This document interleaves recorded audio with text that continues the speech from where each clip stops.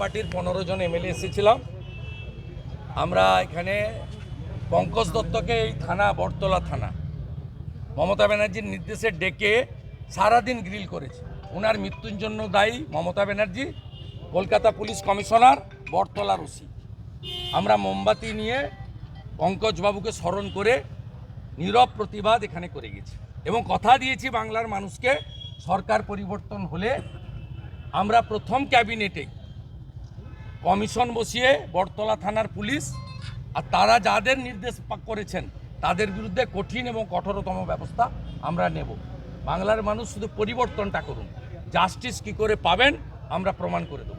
এই পঙ্কজ দত্তকে দীর্ঘক্ষণ এই বটতলা থানা 10 ঘন্টা জল দেয়নি। সৎ আইপিএস, বাঙালি আইপিএস গ্রিল করেছেন। আজকে যে প্রতিবাদ কোন রকম কোনো চিঠি বা কোথাও না নি 163 আছে নাকি জানাতে হবে? জানালে তো ওখানে বেড়া করে না প্রতিবাদটা কোথাও জানাবেন লিখিতভাবে না আমরা করে গেলাম, ওনার আত্মাকে প্রণাম করে গেলাম।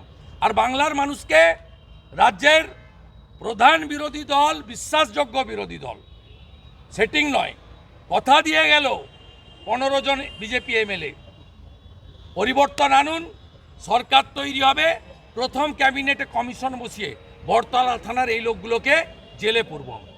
সরকার পরিবর্তন